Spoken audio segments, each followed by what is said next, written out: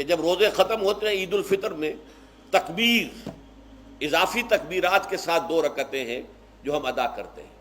احناف کے نزدیک 6 اضافی تکبیرات ہیں اور اہل حدیث کے نزدیک 12 ہیں، لیکن تکبیرات ہیں اضافی۔